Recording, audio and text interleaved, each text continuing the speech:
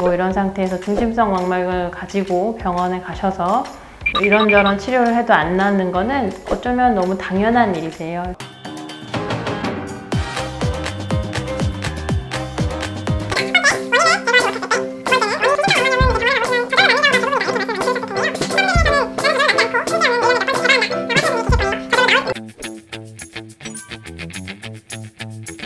중심성 망막염에서 가장 중요한 인자는 첫 번째, 스트레스입니다. 모든 동물들이 교감신경계, 부교감신경계라는 신경계를 가지고 있는데 내 마음이 편안할 때는 부교감신경계가 항진되어서 눈으로 가는 혈류가 줄어들고 소화를 하거나 이런 데 피를 많이 쓰게 되고요. 이제 긴장을 하시고 스트레스를 받을 때에는 이제 싸울 때처럼 그럴 때에는 잘 보고 외부 상황에 대처를 해야 되기 때문에 이 교감신경계가 항진되게 되세요. 일하시면서 스트레스 받았고 집에 와서 또 스트레스 받고 또 주무시기 전에 핸드폰 보면서 또 스트레스를 받으시고 이렇게 되면 또 그러고 나서 잠을 푹 못 자고 이러면 24시간 내내 교감신경계가 항진돼서 눈으로 가는 혈류가 계속 많아진 상태를 유지하시게 되는데요.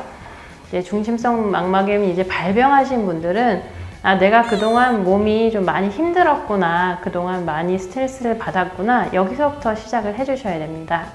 스테로이드 같은 경우는 몸에서 분비하는, 스트레스가 많을 때 몸에서 분비되는 콜티졸이라고 하는 콜티코스테로이드 성분을 말하는데요. 우리가 아까 스트레스를 받으면 중심성 망막염 교감신경계 항진 때문에 눈으로 가는 혈류가 많아져서 생긴다 라고 했는데, 콜티졸, 스테로이드라는 약물을 쓰시게 되면 그 자체가 스트레스를 받고 그 이후에 몸에서 일어나는 그런 상황들을 유사하게 만들기 때문에 스테로이드 사용 자체도 직접적으로 중심성 망막염을 일으킬 수 있습니다. 또 그거 이외에 그냥 너무 당연하겠지만 고혈압, 음주, 흡연 다 관련이 있으시고요. 또 수면 무호흡증이 있으시거나 위에 헬리코박터 파일로리가 있으신 경우도 중심성 망막염이 잘 일어난다고 알려져 있습니다.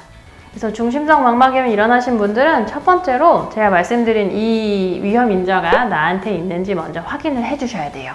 그래서 그걸 먼저 끊으셔야 됩니다. 그래서 첫 번째로는 위험 인자를 다 제거하시는 게 첫 번째, 제일 중요한 이제 치료하지 않고도 나을 수 있는 방법이고요. 중심성 망막염이 저절로 안 낫는 경우는 두 가지입니다. 첫 번째는 중심성 망막염이 일어나는 원인이 있는데 그것을 찾아서 교정하지 못한 경우. 두 번째는 원인이 교정이 되었어도 너무 오랫동안 병을 앓으셔서 망막의 구조적인 변화가 비가역적으로 일어난 경우. 이렇게 두 가지 원인으로 보겠습니다. 우리 피부에 있는 세포들은 재생이 되기 때문에 우리가 흉터가 나도 낫고 흉터가 시간이 지나면 흐려지지만 망막에 있는 세포들은 재생이 되지 않아요. 그래서 한번 손상을 받으시면 그게 계속 문제가 될 수 있어서 중심성 망막염이 너무 오래되신 분들은 눈 안에 있는 구조물들이 비가역적인 변화를 일으켜서 그런 분들은 이제 내가 원인 인자를 다 해결했어 라고 해도 낫지 않습니다. 그럼 어떻게 해야 되냐? 원인에 맞게 치료를 해야 되는데요. 중심성 망막염 주사 맞을 수도 있고 레이저 하실 수도 있죠.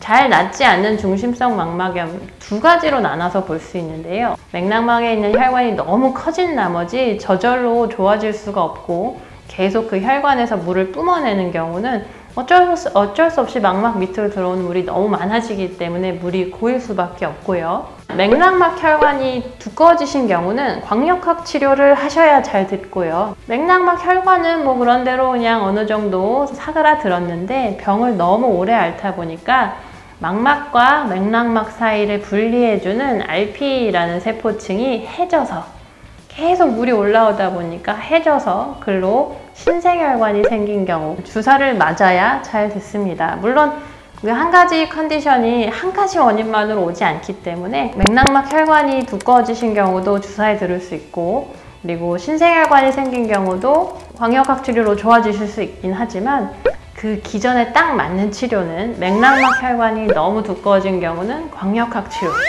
그리고 신생혈관이 생긴 경우는 주사 이렇게 두 가지로 나뉘어서 치료를 하게 됩니다. 요즘에 우리가 많이 쓰는 장비 중에 OCTA라고 하는 장비가 있는데요. 병원에 가시면 망막에 물 찬 걸 보여주는 장비가 OCT입니다. 근데 그 OCT에 적혈구가 왔다 갔다 하는 거를 시간차를 가지고 확인을 해서 신세혈관이 생겨 있는지를 보는 게 OCT 엔지오그래피라고 하는 기계여서요.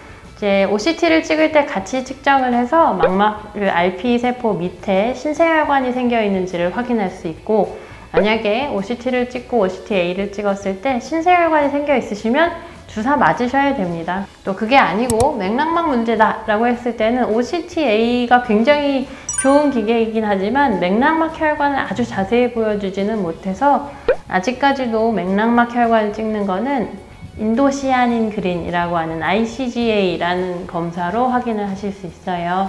물론 광역학 치료 같은 경우는 맥락막 혈관을 반영구적으로 좀 줄이는 역할을 하기 때문에 맥락막의 혈류가 좋지 않으신 분들, 좀 진행된 형태의 오래된 중심성 망막염, 나이가 많으신 분에서 특히 하고 나서 망막으로 가는 혈류가 줄어드실 수 있는데요. 그렇지 않고 정말 그 ICGA를 찍었는데 맥락막 혈관이 너무너무 두꺼워서 이게 원인이다 라고 했을 때, 특히 OCTA 같은 데서 신생혈관이 없이 맥락막 혈관만 두꺼워지는 경우는 이 사람은 결국 PDT를 해야겠구나 이렇게 판단을 하게 됩니다.